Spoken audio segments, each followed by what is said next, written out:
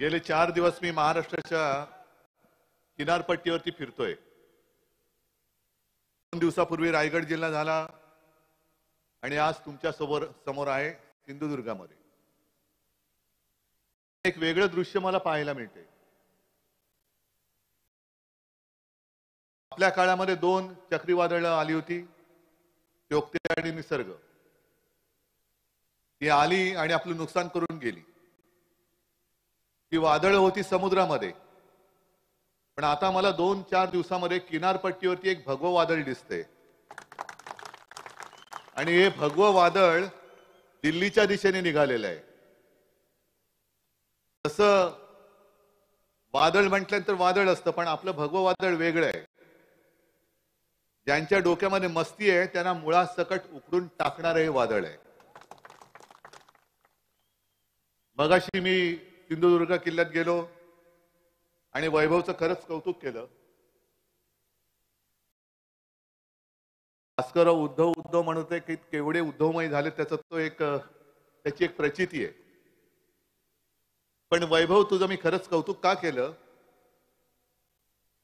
कारण छत्रपती शिवाजी महाराजांचं एकमेव मंदिर आपल्या या सिंधुदुर्गात आहे। यापूर्वी सुद्धा ते मंदिर होतं, ते बऱ्याच वर्षांपासून आहे, पण आजपर्यंत कोणालाही सुचलं नव्हतं की आपल्या राजाला शोभेचं एक चांगलं सिंहासन करायचं। आणि हे सिंहासन सोन्याचं नाहीये, हे आपल्या महाराष्ट्राची ओळख आहे। दगडांच्या देशा, कणखर देशा, राखट देशा, दगडांच्या देशा, तसं ते अस्सल दगडांचा सिंहासन आहे। आणि आपल्याला सुद्धा आपल्या महाराष्ट्राची ओळख तीच ठेवायची, कणखर देशा, राखट देशा, दगडांच्या देशा। हे आता जे चाललंय गुंडांच्या, लाचारांच्या, नामर्दाच्या देशा, ही आमच्या महाराष्ट्राची ओळख नाहीये। दिल्ली समोर म्हणजे आग्र्याच्या दरबारात सुद्धा न झुकणारे आमचे छत्रपती शिवाजी महाराज, त्यांच्यापासून त्यांचा आदर्श घेऊन आम्ही पुढे निघालेले त्यांच्या विचारांचे वारसदार आहोत। आणि या महाराष्ट्रामध्ये जो जन्माला येतो तो जन्मजात शिवप्रेम अंगामध्ये भिनवूनच जन्माला येतो, त्याला शिवप्रेम शिकवावंच लागत नाही। छत्रपती शिवाजी महाराजांच्या समोर नतमस्तक झालो। काही दिवसांपूर्वी आपले पंतप्रधान येऊन गेले। हल्ली त्यांना बऱ्याचदा महाराष्ट्रामध्ये यावंसं वाटायला लागले। आता परत 19 फेब्रुवारीला येतात शिवनेरीवर। ते येऊन गेले सिंधुदुर्गात। सिंधुदुर्गामध्ये आले खरे, पण जे सिंधुदुर्गाचं वैशिष्ट्य आहे ते म्हणजे या किल्ल्यावरून किल्ल्याचं नाव ठेवलं गेलं, त्या सिंधुदुर्ग किल्ल्यामध्ये गेलेच नाहीत आणि मंदिरामध्ये तर नाहीच नाही आले। एक चांगली गोष्ट केली, तो नौदलाचा दिवस साजरा केला। आपल्या शक्तीचं प्रदर्शन, म्हणजे आपल्या देशाच्या, ही मोदींची शक्ती नाही, माझ्या भारत मातेच्या नौदलाची ती शक्ती आहे। ती आधीपासून आहे आणि याच्या पुढे सुद्धा राहणार आहे।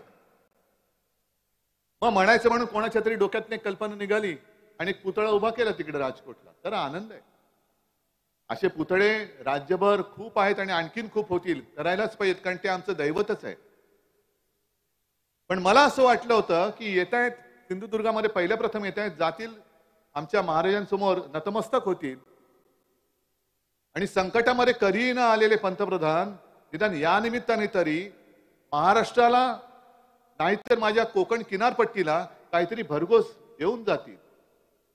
दिलं तर काहीच नाही, पण उलटा आपल्या राज्यात येणारा तो पाणबुडीचा पर्यटन प्रकल्प होता, तो गुजरातला घेऊन गेले। म्हणजे आता मला भीती अशी वाटते, हे येत आहेत आणि बघता तिकडे काय चांगलं आहे ते घेऊन आपल्या गुजरातला पळून नेतात। अहो मोदीजी, तुम्ही देशाचे पंतप्रधान आहात, गुजरातचे मुख्यमंत्री होतात, तेव्हा तुम्ही जे करत होता ते ठीक आहे, पण आमचं काही गुजरात बद्दल द्वेष नाही आमचा। गुजरातला तुम्ही जरूर समृद्ध करा, पण तुमची जी एक अशी थोडीशी भावना आहे की गुजरात समृद्ध झाला तर देश समृद्ध होईल। माझा महाराष्ट्र समृद्धच आहे। माझ्या महाराष्ट्राला जो वारसा लाभलाय तो एवढा प्रचंड वैभवशाली आहे की मला नाही वाटत तो दुसऱ्या कोणत्या राज्याला क्वचितच लाभला असेल किंवा नसेल। हा साधू संतांचा महाराष्ट्र आहे, वीरांचा महाराष्ट्र आहे, मर्दांचा आहे। क्रांतिकारकांचा आहे आणि छत्रपती शिवाजी महाराजांचा, शाहू फुले आंबेडकरांचा, समाज सुधारकांचा हा महाराष्ट्र आहे. तुम्ही कोणतेही क्षेत्र काय हा महाराष्ट्र कोणत्याही क्षेत्रामध्ये अजिबात मागे नाही, तसुपर पुढेच आहे. आणि मग ज्या ज्या वेळेला तुमचं ठीक आहे गुजरातचं प्रेम गुजरात ठेवा, गुजरात हे आमचाच आहे. इथे सुद्धा गुजराती बांधव आले असतील, माता भगिनी आले असतील, महाराष्ट्रभर राहतात, देशभर राहतात. कधीही आम्ही आणि गुजराती असा दंगा नाही झाला, अजिबात नाही झाला. आणि ज्या ज्या वेळेला गुजरातवरती संकट आलं, अगदी भूजचा भूकंप झाला होता, त्याही वेळेला तुम्ही कुठे होतात काय माहिती नाही, कारण हल्ली हल्ली तुमचा उदय झाला, पण भूजच्या वेळेला असाल कदाचित, तुम्ही नाही म्हणत नाही. आणि जसं देवेंद्र फडणवीस बाबरी पाडताना होते असं म्हणतात, कोणीतरी सांगलं की वरती चढले आणि त्यांच्या वजनानेच बाबरी पडली असेल. नाही असू शकतं, मी काय सांगू शकत नाही, गर्दीत कोण कोणाला ओळखते. तसं भूजच्या वेळेला तुम्ही असाल, पण भूजच्या वेळेला सुद्धा भूकंपाच्या वेळेला शिवसेनेने तिकडे मदत केली होती आणि मी स्वतः तिकडे गेलो होतो. सुरेश जरा जैन माझ्यासोबत होते. भारतीय कामगार सेनेच्या वतीने आपण तिकडे, मला वाटतं शाळेचीच एक इमारत बांधली होती. त्यापूर्वी सुद्धा कित्येक म्हणजे 70-80च्या दशकामध्ये सुद्धा भूकंप झाला होता, पूर आला होता, कुठलं धरण ते फुटलं होतं, महापूर आला होता, तेव्हाही शिवसैनिक धावून गेले होते. म्हणजे असं आमचा काही दुजाभाव नाहीये तुमच्याबद्दल किंवा गुजरात बद्दल नाही, गुजरात मधलं अजिबात नाहीये. तुम्ही गुजरातला जरूर समृद्ध करा, पण आमचं जे काय आहे महाराष्ट्रामध्ये जे काय आहे ते गुजरातला तुम्ही पळून नेणार असाल आणि हे मिंदे जर का शेपूट हलवत खुर्ची चाटत त्यांची चाकरी करणार असतील तर मग ह्यात्र मात्र यांना गाडावंच लागेल. आणि ते गाडण्याची ताकद माझ्या महाराष्ट्रामध्ये जरूर आहे, नक्की आहे. भास्करराव बोलत होते, विनायक राऊत पण बोललेले आहेत. आता कोंबडी काय तुम्ही म्हणालात, कोंबडी वडे मी आज खाल्लेत, त्याच्याबद्दल मी काय बोलणार, बोलायच्या लायकीचं नाही.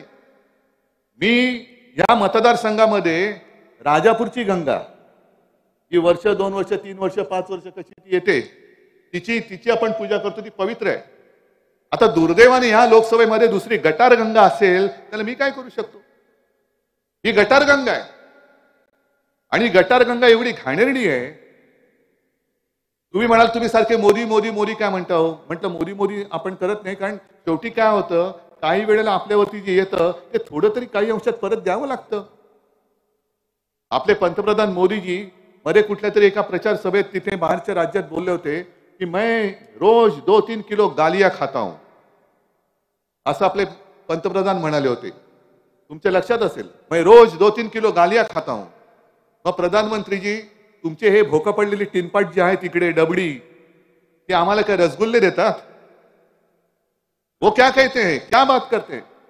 आणि मी माझ्या सर्व शिवसैनिकांना सांगितले की त्यांना संस्कृती नाहीये, त्यांच्यावर संस्कार नाही आहेत, ते बोलतील म्हणून त्यांच्या भाषेत आपण उत्तर द्यायचं नाही. मात्र एक आता याच्या पुढे करायचं, ते ज्या भाषेत माझ्यावर बोलतील, आपल्या कुटुंबियांवरती बोलतील, आपल्यापैकी कोणालाही बोलतील, ते बोलल्यानंतर, ते टिनपाट बोलल्यानंतर आपलं म्हणजे माझं नाव असेल ते माझं नाव बाजूला ठेवायचं आणि अगदी बेधडक, होय बेधडक भाजपाच्या वरपासून खालपर्यंत कोणताही नेता तुम्हाला आवडता नावडता असेल त्याचं टाका आणि तो त्याला बोलला आहे असं समजून तुम्ही ते ऐका आणि तसं ते वाचा. मग मोदी जी आपको समझ में आएगी गालियां क्या होती है, क्या होती है गालियां. तुमच्या पक्षामध्ये जे काही चाललेलं आहे, ज्या गोळीबाराचा तुम्ही उल्लेख केलात भास्करराव, भारतीय जनता पक्ष आपण सुद्धा 20-25-30 वर्ष त्यांच्या सोबत होतो. त्यावेळेला आपल्या अख्ख्या देशामध्ये आज मला एक गोष्टीचा अभिमान आहे की आज मुस्लिम बांधव सुद्धा इकडे आलेले आहेत, मोठ्या प्रमाणावर आहेत, काल परवा पण होते.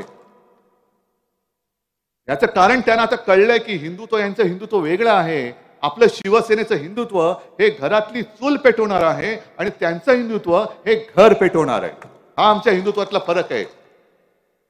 आम्ही सुद्धा श्रीरामाचे भक्त आहोत, आम्ही सुद्धा जय श्रीराम म्हणतो, पण आम्ही भाजपमुक्त जय श्रीराम बोलतो. भाजपमुक्त जय श्रीराम. कोणी तुम्हाला बोलेल जय श्रीराम, होय भाजपमुक्त जय श्रीराम. कारण श्रीराम ही कोणाची खासगी प्रॉपर्टी नाही.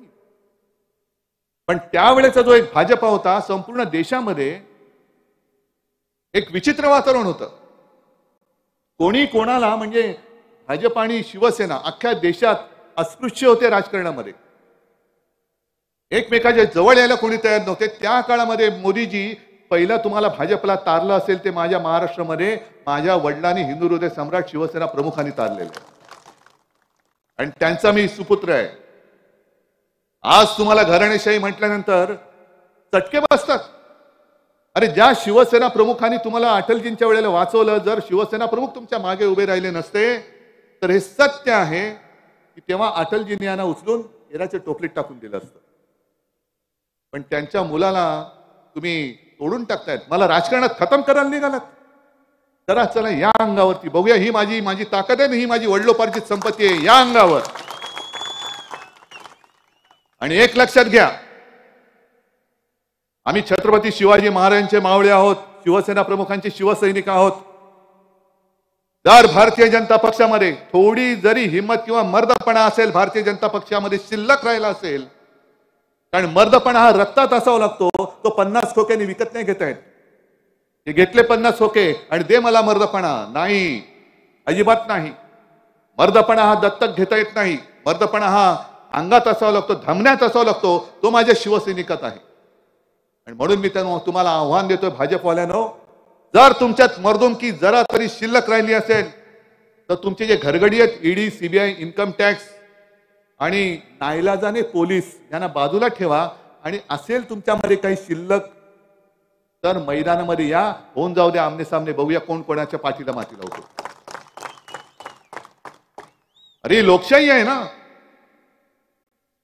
हुकुमशाही सारखे कशाला वागताय?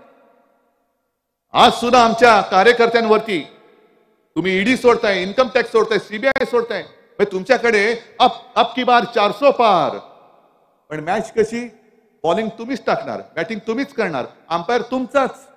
आणि एवढं करून आउट झाला. परवा चंदीगडमध्ये जसा त्यांचा महापौर हरला तरी अंपायर तुम्हीच आउट झाला, त्रिफळा उडाला तरी सिक्सर. याला नपुसकपणा म्हणतात, याला नपुसकपणा म्हणतात. जर एवढे तुम्ही विश्वगुरु आहात, जगातला तुमचा सगळ्यात मोठा पक्ष आहे आणि 400 पार होणार असाल तर मग फोडाफोडी कशाला करताय?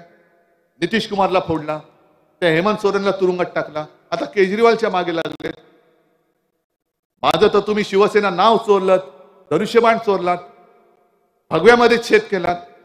तरी देखील उद्धव ठाकरे उद्धव ठाकरे उद्धव ठाकरे. काय कोण आहे मी? काय माझ्याकडे? माझ्या साध्या शिवसैनिकाच्या घरी जाता, अगदी झोपडपट्टीमध्ये राहणाऱ्या शिवसैनिकाच्या घरी सुद्धा ईडी गेली होती. ही तुमची लायकी? ही तुमची मर्दुमकी? संपूर्ण तुम्ही सगळे कडेकोट बंदोबस्तामध्ये राहता. बॉम्ब प्रूफ जॅकेट घालणार, बॉम्ब प्रूफ गाड्या घेणार, तो बॉम्ब जॅमर घेणार. आणि माझ्या शिवसैनिकाचं त्याला संरक्षण नकोच, त्याला संरक्षण नकोच. पण माझ्या देशाची ताकद, ही प्रशासकीय ताकद, ही तुमची वैयक्तिक ताकद नाही. उद्या जरा तुमची सत्ता जाऊ द्या, बघा हीच ताकद तुमच्या अंगावर कशी येईल ती बघा. आणि काल परवाकडे जो गोळीबार झाला, भारतीय जनता पक्षाच्या आमदाराला पोलीस स्टेशनमध्ये गोळीबार करावा लागतो. तो गोळीबार करू शकतो? ठीक आहे, आता त्यांनी गोळीबार केलेला आहे, ज्याच्यावरती गोळ्या झाडल्या त्याची प्रकृती चिंताजनक आहे. त्या गोळीबाराचं मी समर्थन अजिबात करत नाही. पण त्या माणसाला, गणपत गायकवाडला एवढी अक्कल नसेल का की गोळीबार करणं म्हणजे कोणाचा तरी खून करणं, खून झाला, खून तो जर का मेला तर ह्याला फाशी लागू शकते, खुनाचा प्रयत्न केला म्हणून याला तुरुंगात जावं लागतं, हे त्याला माहिती नाहीये. एवढा काय तो बुद्धू आहे? बरं, हे केलं ते केलं कुठे? पोलीस स्टेशनमध्ये. ते सगळं सीसीटीव्ही फुटेज बाहेर आलेलं आहे. हे सीसीटीव्ही फुटेज दिलं कोणी? मागितलं कोणी होतं? आणि सीसीटीव्ही फुटेजची गरजच नाही, कारण त्यांनी स्टेटमेंटच दिलेलं की होय त्यांनी मी गोळ्या घातल्याच म्हणाला तो. पण का गोळ्या घातल्या? काय असं गोळी घालण्यासारखं झालं काय? दोन गोष्टी आहेत. एक तर ज्या वेळेला एखादा माणूस आत्महत्या करतो तेव्हा तो पराकोटीचा नैराश्यामध्ये जातो, किंवा जर एखादा कोण कोणाचा खून करतो किंवा खुनाचा प्रयत्न करतो तेव्हा तो भयंकर डिवचला जातो. आणि गणपत गायकवाडनी जे स्टेटमेंट दिलेलं आहे की पोलीस स्टेशनच्या दारात त्याच्या मुलाला धक्काबुक्की झाली आणि ते सहन झालं नाही म्हणून बाप म्हणून मी त्याला, त्या ज्याने केले त्याला गोळ्या घातल्या. आणि त्याच्या पुढे जे त्यांनी स्टेटमेंट केलेलं की त्यांचे करोडो रुपये मिंदेकडे आहेत, करोडो रुपये मिंदेकडे. कोण चौकशी करणार? आपले होम मिनिस्टर कुठे आहेत? गृहमंत्री कुठे आहेत? आज कोण बोलतंय भाजपमधनं? जर का कोणी शिवसैनिकांनी, शिवसैनिक म्हणजे आपल्या, आणि मी पत्रकारांसुद्धा सांगतोय, ही जी त्यांची जी चालले मिंदे सेना, लाचार सेना, ही शिवसेना नाही. ही हिचं शिवसेनेच्या गुंडावरती हल्ला नाही. शिवसेनेमध्ये गुंड नाहीत, शिवसेनेमध्ये सैनिक आहेत. ही बदनामी करू नका. हे असे गुंड पुंड पोचण्यासाठी शिवसेना प्रमुखांनी शिवसेनेचा जन्म दिला नव्हता. अन्यायावरती वार करणारे म्हणून शिवसैनिक प्रसिद्ध आहेत. भाजप आमदारांची ही दयनीय परिस्थिती आली. गृहमंत्री आहात कुठे तुम्ही? देवेंद्र फडणवीस आहेत कुठे? आणि त्या गणपत गायकवाडनी सांगितलं की जोपर्यंत हा मिंदे महाराष्ट्रामध्ये आहे, हे मुख्यमंत्री असतील, तोपर्यंत महाराष्ट्रामध्ये गुंडांची पैदास होईल. मराकट देशा, कणखर देशा, दगडांच्या देशा, त्याची ओळख हे गुंडांच्या देशा करतील. हे आपल्याला चाललेलं आपल्या डोळ्यादेखत होणार आणि आपण बघत बसणार. कोकणाने जी एक चांगली गोष्ट केली, मला खरंच अभिमान आहे तुमचा सगळ्यांचा. मागाशी भास्करराव तुम्ही सांगितलं की वैभवला निवडून दिलं. गेल्या वेळेला खरं हा मतदारसंघ थोडक्यामध्ये आपण म्हणजे शेवटच्या 10-15 दिवसात हा लढवला, पण या वेळेला त्या टिनपाटाला आणखीन भोका पाडायची. उभाच राहता कामा नये, परत पुन्हा उभा राहता कामा नये. पण विनायक राऊत त्यांनी त्यावेळेला ठाण बांधून बसले. वैभव तू सुद्धा ठाण बांधून बसलास, उभा राहिलास. कारण मला माहिती आहे, जेव्हा ती पोटनिवडणूक झाली होती, शिवसेना प्रमुखांनी यांना लाथ मारून गेट आउट सांगितलं होतं. यांनी शिवसेना सोडली नव्हती, याला हाकलला होता शिवसेनेतून गेट आउट म्हणून. हे जे सांगत असतील की मी शिवसेना सोडली नाही, याच्या लाथ घातलेल्या पार्श्वभागावर शिवसेना प्रमुखांनी. आणि तेव्हा जे काय वातावरण होतं पोटनिवडणुकीमध्ये, एक भयभीत असं वातावरण होतं. आपला गोवेकर, त्याचं काय झालं तुम्हाला कल्पना आहे. त्याच्या आधी श्रीधर नाईक, सत्यविजय भिसे, हे असे सगळे गेले, कोणाचा कोणाला पत्ता नाही.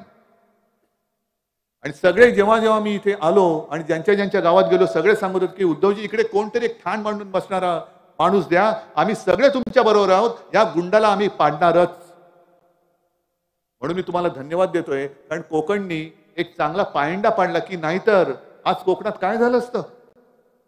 हे कल्याणमध्ये जे काय काल घडलं, तर आजपर्यंत कोकणामध्ये काय घडलं असतं. तुमची मुलं बाळ सगळी सुरक्षित राहिली असती.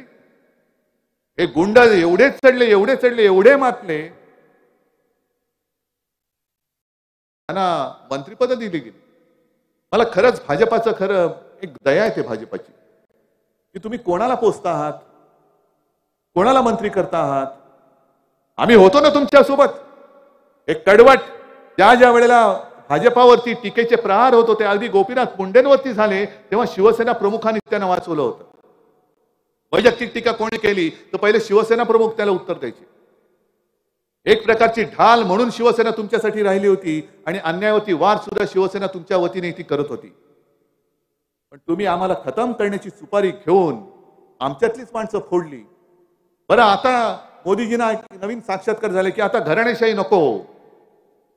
मग मी असं समजू इकडे सूक्ष्म लघुसुरा घराणेशाही राहणार नाही. ही गद्दारांची घराणेशाही, धोका पडलेल्या टिनपाटांची घराणेशाही, याच्या पुढे या घराण्यातल्या एकालाही तिकीट मिळणार नाही असं मी समजायचं का? तसं पंतप्रधान जाहीर करतील. आणि समजा पंतप्रधान जाहीर करणार नसतील तर हे जे इथली टिनपाट घराणेशाही आहेत ते करतील का? कारण त्यांना आता ते पंतप्रधान म्हणजे देव आहेत. पण तुमच्या देवाची इच्छा अशी असेल की यापुढे घराणेशाही नाही, तर या घराण्याने असं जाहीर करावं आम्ही लढणार होतो, पण मोदीजींची इच्छा आहे आम्ही राजकारणातून आता निवृत्त होत आहोत.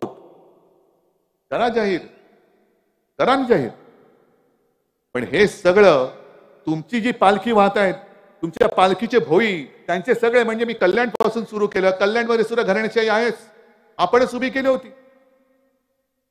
कल्याणमध्ये सुद्धा गद्दारांची घराणेशाही आहे. आणि काल त्याच्यातनंच त्यांच्याच गुंडापुंडामधून ते गँगवॉर झाले. सरकारमध्ये हे गँगवॉर होत आहे. सरकारचं काम काय आहे की गुंडांचा बंदोबस्त करायचा. तुम्ही तर गुंड पोचता आहात. कल्याणमध्ये घराणेशाही आहे, रायगडमध्ये घराणेशाही आहे, इकडे सिंधुदुर्गामध्ये त्यांची घराणेशाही आहे, नगरमध्ये घराणेशाही आहे, बऱ्याच ठिकाणी घराणेशाही. ही सगळी घराणी तुम्हाला चालतात. पण तुमच्या सोबतीने हिंदुत्वाचा भगवा घेऊन चालणारा उद्धव ठाकरे नाही चालत, शिवसेना नाही चालत. हे कोणते विचार? हे सडके विचार आहेत, हे सडके विचार आहेत. पण मला त्यांच्या पक्षाशी देणं घेणं नाही. मला दया एवढ्यासाठीच येते की आपल्याला खतम करण्याच्या नादात त्यांनी जे विष त्यांच्या पक्षात घेतलं, हा संपूर्ण भाजपा आता या गुंडांपुढे हतबल झालेला आहे, काही करू शकत नाही. म्हणजे भास्करराव, तुम्ही जी काय नावं घेतली, या गुंडांचं परवा त्यांनी गोळीबार केला, त्याला अटकेत टाकला. पण या मिंद्याच्या एका आमदारांनी हर गणपती विसर्जनाच्या मिरवणुकीमध्ये त्याच्या पिस्तुलातून गोळी झाडली होती, त्याच्यावरती अटक बिटक काही नाही. आता करायची त्याला क्लीन चिट देऊन, हा महेश आहे ना त्या वॉर्डातला, सिद्धिविनायकाचा अध्यक्ष केला. दुसऱ्या एका बिल्डरच्या पोराला पळवून नेला होता, त्याच्यावरती काही केलं नाही. हे असेच आहेत सगळे. म्हणजे मिंध्यांकडे गेले तर काही होणार नाही. म्हणजे मला असं वाटतं की काही काही शब्दांचा अर्थ असा आहे की काय, कि आप जितना भ्रष्टाचार करना है करो, जिसने लोगों को मारना है मारो, और भाजपा में आ जाओ, कोई आपका बाल भी बाका नहीं कर सकता. ये मेरी गारंटी है, मोदी गारंटी है, मोदी गॅरंटी आहे. ही तुमची गॅरंटी? या गॅरंटीला काही अर्थ नाहीये. पण गुंडांचं जर तुम्ही असं सांगितलं असतात की एक सर्वसामान्य माणसं, जसं तुम्ही ती मला वाटतं शिंदे ताई ती आपली ठाण्याची, जिच्या पोटामध्ये लाथा मारल्या, मी गेलो होतो त्या ताईला भेटायला. काय गुन्हा होता तिचा? महिला गुंड, म्हणजे गुंड पण महिला गुंडाने तिला मारलं. आणि ती हात जोडून विनवणी करते की मला मारू नका, मी उपचार घेते. नाही, फरफटवलं, तिला मारलं, तरी कोणावरती कारवाई नाही.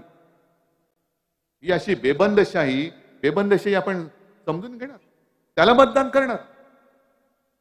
बरं, काल परवाकडे ज्या निर्मला सीतारामन बाई बोलल्या, तरुण, शेतकरी, महिला आणि गरीब यांच्या 4 जातींवरती आम्ही काम करणार. जरूर करा.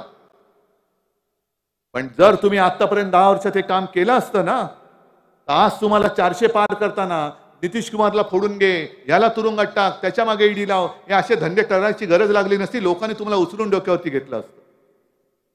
तुम्ही किती सांगा की आम्ही किती बेकारी कमी केले, किती आणखी.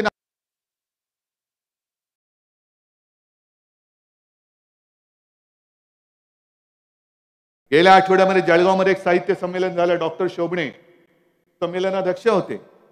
त्यांनी त्या भर संमेलनामध्ये अजितदादा होते, आणखीन मला वाटतं तिथले सगळे मंत्री, हे आमचे बाजूचे खाली मुंडी पातळ ढोंडी सावंतवाडीचे, म्हणजे असे ते मान घालून असे बघतात, कुठे बघतात, आकाशात डोळे असतात, तोंड खाली असतं. हे असताना त्यांनी सांगितलं त्या डॉक्टर शोभणेनी की तरुणांची शक्ती जर तिला योग्य दिशा दिली गेली नाही तर देशात प्रलय होईल. शेतकरी आत्महत्या करतायत, बेकारी एवढी वाढते की त्या बेकारीमुळे तरुण जर का आत्महत्या करायला लागले तर देशामध्ये प्रलय होईल, प्रलय. आणि हे त्यांचं वाक्य फार गंभीर आहे. एखादा विचारवंत, एखादा साहित्यिक, एखादा डॉक्टर, एखादा आणखीन कोणी असा सुशिक्षित माणूस बोलतो तेव्हा आपण खरंच विचार केला पाहिजे की ह्या बोलण्यामध्ये काहीतरी अर्थ आहे. पण आजपर्यंत देशामध्ये जे क्रांतिकारक झाले ते क्रांतिकारक सगळे 16 ते 20, 25 या वयाचे होते. अगदी खुदीराम बोस सुद्धा 16-17 वर्षाचा पोरगा होता. म्हणजे अशी त्याची जी एक कहाणी आहे, घटना आहे की त्यावेळेला क्रांतिकारकांनी एक बॉम्ब बनवला आणि मग चर्चा सुरू होती गुप्त बैठकीमध्ये. या बॉम्बचं प्रात्यक्षिक करायचं कुठे? कुठेतरी निर्जन स्थळी जाऊन फोडला पाहिजे. आणि ती चर्चा चालू असताना हा पोरगा उठला आणि उभा राहिला आणि बोलला की अरे, एवढ्या मेहनतीने केलेला बॉम्ब त्या दगडावर टाकून काय उपयोग आहे? सगळी मेहनत वाया घालवता. तर मग काय करणार? तर मी करतो म्हणे. त्यांनी घेतला तो बॉम्ब आणि एका इंग्रज अधिकाऱ्याच्या टाळक्यावरती, तो ह्याला फोडायचा दगड नाही, इंग्रज अधिकाऱ्याचं टाळकं पाहिजे. त्याने तो फोडला तसा टाळक्यावर आणि मग त्याला पकडला गेला. तो त्याला फाशीची शिक्षा झाली. आणि मग एका कोणत्या तरी म्हणजे ज्याचं नाव नाही अशा कवीने एक कविता त्याच्यावरती केलेली आहे आणि त्याच्यात त्यांनी म्हटलं की तो शेवटचा क्षण जेव्हा आला तेव्हा खुदीरामची आई त्याला भेटायला गेली आणि खुदीरामने तिला सांगितलं की आई, तू रडू नकोस, काही काळजी करू नकोस. मी आजचा हा माझा जन्म माझ्या भारत मातेसाठी होता, पण पुढचा जन्म मी मावशीच्या पोटी जन्माला घेईन, तो तुझ्यासाठी असेल. आणि मावशीला जे बाळ होईल ते बाळ झाल्यानंतर त्याच्या गळ्याकडे बघ, त्या गळ्यावरती एक ती खूण असेल, ती खूण आता मी जे फाशीला जातोय, फाशी मला दिली जाते त्या फाशीच्या दोराची असेल आणि ती खूण बघ आणि ओळख तुझा खुदिराम परत आलेला आहे म्हणून. काय तयारीची माणसं होती, काय तयारीची मुलं होती. पण त्याने इंग्रज सत्ता हादरून टाकली, हलवून टाकली. काय इंग्रजांची सुद्धा मस्ती होती. आमच्या सत्तेवरचा सूर्य कधीही मावळत नाही. आता त्यांच्या सत्तेचा सूर्य किती ठिकाणी उगवतो कल्पना नाही, पण आता त्यांच्या देशामध्ये हिंदुस्थान वंशाचा माणूस पंतप्रधान आहे. ही इंग्रजांची मस्ती जर उतरू शकते तर तुमची देशी मस्ती आम्हाला उतरवता नाही येणार. आहे ना देशी आणि विदेशी, तुम्हाला माहिती आहे काही लोकांना. आता विदेशीची मस्ती उतरू शकते तर देशीची उतरू नाही शकत. पण ह्या गोष्टीचा विचार न करता नुसतं विरोधक संपव. अरे तिकडे चीन घुसतोय, पाक व्याप्त काश्मीर आम्ही एक इंच घेऊ शकत नाही. पण सगळ्यांना जय श्रीराम जय श्रीराम, चांगली गोष्ट आहे. आम्हाला सुद्धा अभिमान आहे जय श्रीरामाचा, आमची सुद्धा मागणी होतीच. हा निर्णय ना अटलजींच्या सरकारने घेतला ना मोदीजींच्या सरकारने घेतला. हा निर्णय सर्वोच्च न्यायालयाने दिला म्हणून ते राम मंदिर होतंय, म्हणून ते राम मंदिर होतंय. त्यावेळेला सुद्धा राम मंदिरासाठी विटा जमवल्या. आता म्हणे सगळीकडे घराघरामध्ये अक्षता वाटल्या. अक्षता वाटल्या चांगली गोष्ट आहे. मी काही नास्तिक नाही आणि मी सुद्धा प्रभू रामचंद्राचा भक्त आहे, सगळ्यांचा भक्त आहे. पण एका बाजूला देशामध्ये कुपोषणाने बालकं मरत असताना तुम्ही धान्य फुकट घालवायची गरज नाही तुम्हाला. एकीकडे सांगता तुम्ही 80 कोटी लोकांना अन्न देताय. 80 कोटी लोक म्हणजे देशाची अर्धी लोकसंख्या झाली. मग एवढी लोकसंख्या बेकार आहे, त्यांना अन्न घेऊन खाण्याची त्यांची क्षमता नाही, त्यांना तुम्हाला फुकट अन्न द्यावं लागतंय. देता ही चांगली गोष्ट आहे, पण मग तुमची बेकारी तुम्ही जी कमी केली ती नेमकी केली कोणाची कमी? काय उत्तर आहे? प्रश्न नाही विचारला, प्रश्न दिला तर तू देशद्रोही आहेस. अरे माझ्या देशाचा प्रश्न आहे, तुम्ही माझ्या देशाचे पंतप्रधान आहात आणि देशाच्या जनतेचे प्रश्न मी विचारल्यानंतर तुम्ही जर मला देशद्रोही ठरवत असाल तर उद्या देशाची जनता तुम्हाला सिंहासनावरती खांदी उतरवल्याशिवाय राहणार नाही. ही या जनतेची ताकद आहे, ही या जनतेची ताकद आहे. आणि हे सगळे असे विषय बघत चाललो असताना खरंच मला काही वेळेला RSS आणि भारतीय जनता पक्षाची कीव येते. इकडे सुद्धा RSSचे काही लोक असतील, मी पोटतिडकीने बोलतो, राहवत नाही म्हणून बोलतो. याचा अर्थ मी तुम्हाला काही शत्रू मानतो असं नाही, पण मी काय बोलतो हे लक्षात घ्या, नाहीतर तुमचाच कपाळ मोक्ष होणार आहे. अनेक अशी RSSची घराणी आहेत की ज्यांनी घरदार कुटुंब सोडून भाजप वाढवण्यासाठी प्रयत्न केला. म्हणजे मला तर आठवतंय की एक राज्य जिंकल्यानंतर त्यांचं नाव मला कळलं, ते नाव ती व्यक्ती अजूनही आहे, त्यांच्यावरती आता दुसऱ्या राज्याची जबाबदारी दिली. पण ते राज्य जिंकल्यानंतर मला कळलं की ही व्यक्ती मुंबईत राहते. म्हटलं अरे बोलूया त्यांना, बोलवलं त्यांना, चहाला बोलवलं आणि त्यांना म्हटलं तुम्ही कसं केलं? मला म्हणाले उद्धवजी काय सांगणार? म्हणे आम्ही संघाची लोक अशीच करतो, आम्हाला जबाबदारी दिली का आम्ही तिकडे जातो आणि आमचं काम केल्याशिवाय हलत नाही. म्हटलं काय केलं तुम्ही? म्हणजे आम्ही जेव्हा गेलो त्या राज्यामध्ये फार वाईट परिस्थिती होती. कोणी तिकडे आमचं नाव घेतलं किंवा आम्ही रस्त्यावरती दिसलो तर जसं कुत्र्याला मारायला मागे लागतात तशी लोक मागे लागायची.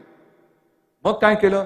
नाही म्हणे आम्ही राहिलो ठामपणाने, काही वेळेला शिव्या खाल्ल्या, मार खाल्ला, पण करत करत करत करत इतक्या वर्षांनी आम्ही भाजपाचं राज्य तिकडे आणलं. आता परत ते राज्य ते हरले, तो भाग वेगळा.